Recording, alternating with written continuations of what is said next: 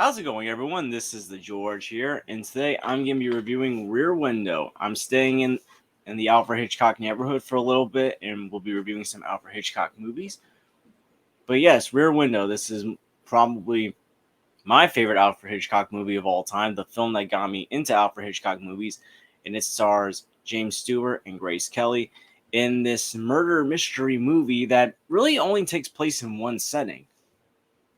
So in this movie, James Stewart plays a photographer named LB Jeff Jeffries, who is still recovering from a broken leg, and he is seeing the behavior of all his neighbors. He's looking out the window, and he's observing some of their behaviors, some of their traits, their lives, and he sees something that seems quite suspicious. It's this behavior with one of his neighbors named Lars Thorwald, and he suspects that Thorwald has done something to his wife after he makes some very suspicious trips in the night. He hears a scream from the apartment, and he doesn't see the wife out in the window anymore. So him, along with his girlfriend Lisa and his doctor Stella, try to uncover what is really going on.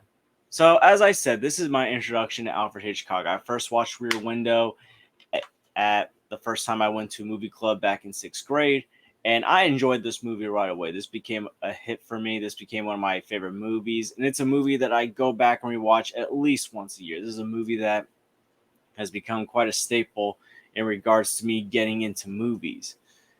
And this is a movie that, even though it's a murder mystery, it doesn't need to be violent. It doesn't have to have curse words or stuff that we see in murder mysteries today. This is just a simple, unique, straightforward mystery about whether or not someone might have murdered their wife without having the evidence. All you're seeing is the behavior of Thorwald and the other things that this man is showing.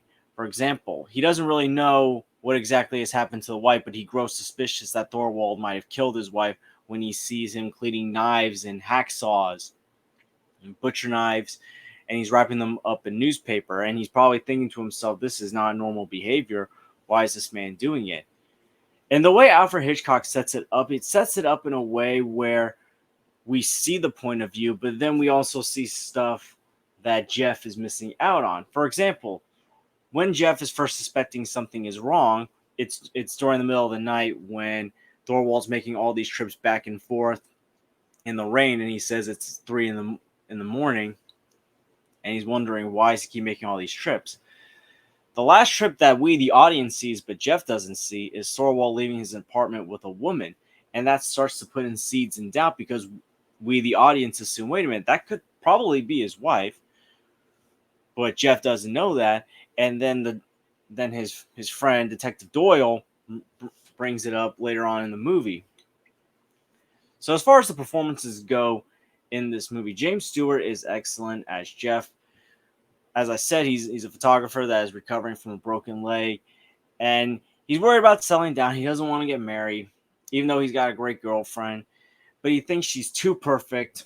They have two different lives. He's a photographer. She's a socialite who likes to wear fancy clothes, and he doesn't know if it's going to work out, and he's also observing the behavior of his neighbors while at the same time trying to get to the bottom of what happened to this woman that he thinks got killed by one of his neighbors.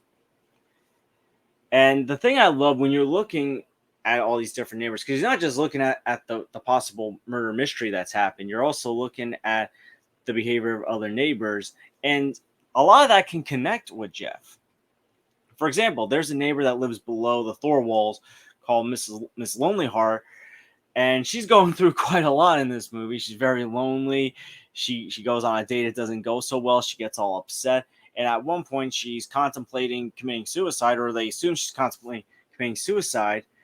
And for Jeff, that could be imagery of what happens if he doesn't settle down. Could he become old and miserable and not happy? Because he doesn't at first doesn't want to settle down with Lisa, even though she wants to.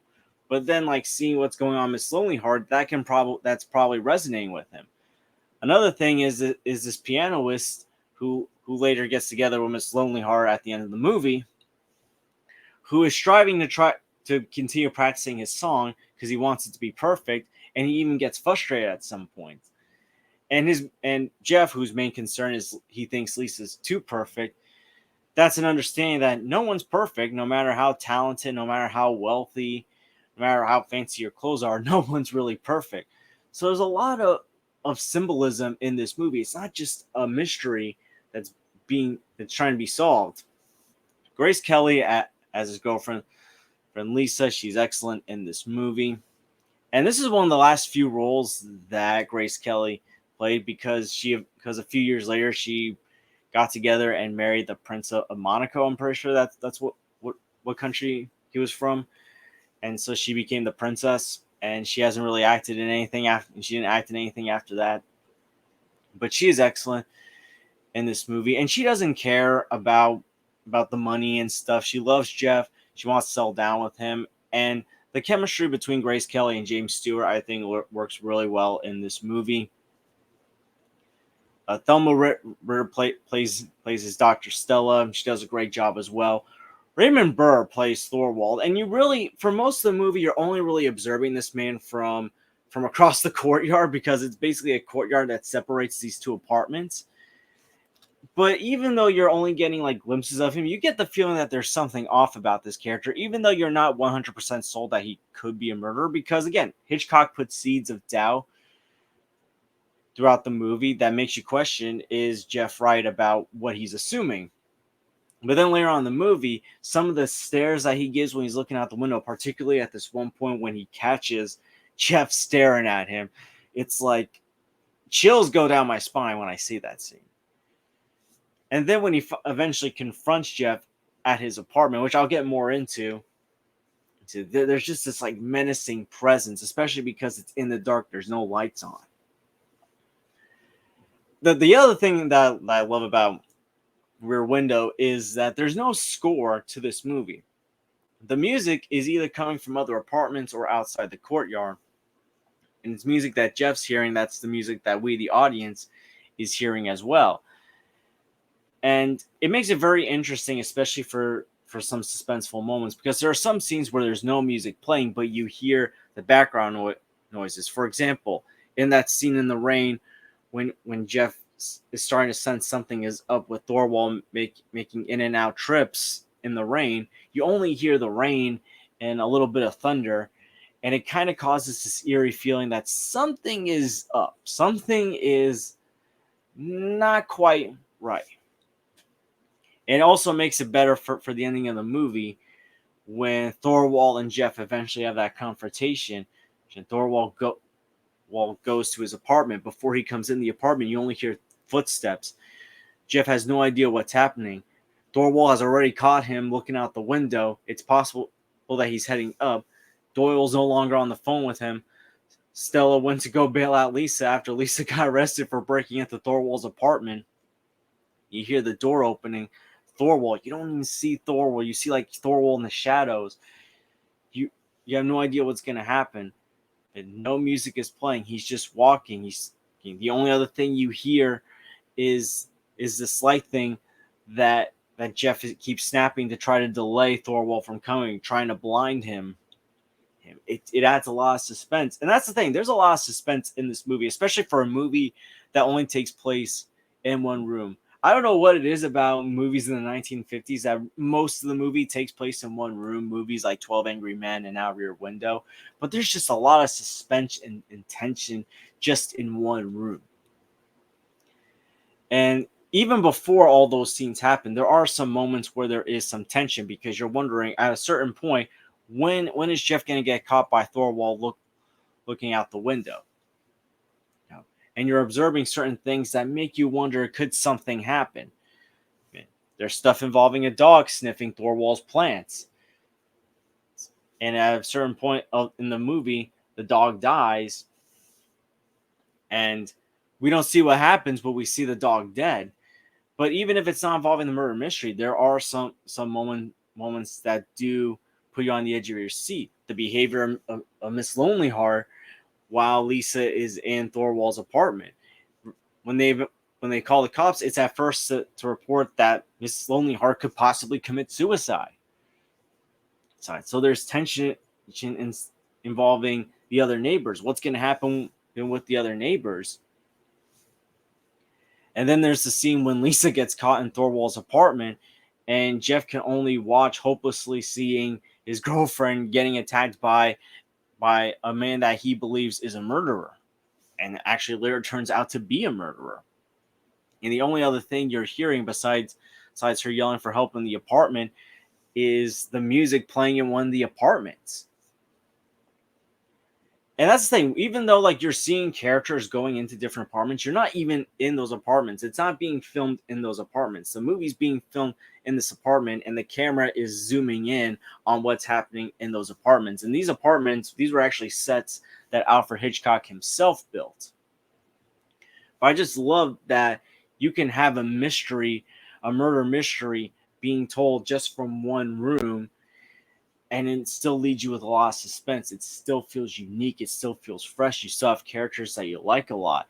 You have the Doyle character, who is an old war buddy of Jeff's, who doubts Jeff's story. And one of the things that's interesting is because Jeff is confined to a wheelchair, Doyle's always standing up and he's always standing firm. And it's like, I feel like there's like an imagery where Jeff is so confident, and there's a superiority feeling, not just because he's walking and Jeff can't, but also the fact that Doyle's a detective who claims to know more about murder and these kind of things than Jeff, a photographer, does, who the only evidence he has is what he is seeing out the window. So I love that there is some symbolism and imagery in this movie regarding how he feels about the murder.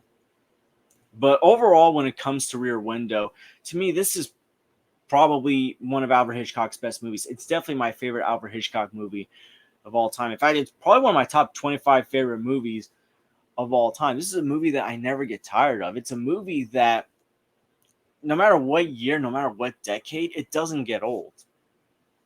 And yeah, this takes place in the 1950s, and there's also the themes that kind of play into the 1950s. Yeah, remember, in the 1950s, it was still the beginning of the Cold War, and people were suspicious that maybe their neighbors could be communists or spies.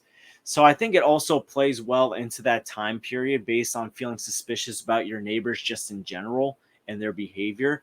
But even past all that, it still feels timeless because at a certain point, people, yeah, couldn't get hurt. They're only confined to their apartment. And yeah, even though it's not a good thing to be peeking out your neighbor's window, there are people who will be curious. And this has inspired other spin-offs, or maybe not spin-offs, but remakes with their own twists. For example, Disturbia, starring Shia LaBeouf in the mid-late 2000s, since a decent movie, feels heavily inspired by Rear Window, but with its own twists and unique takes.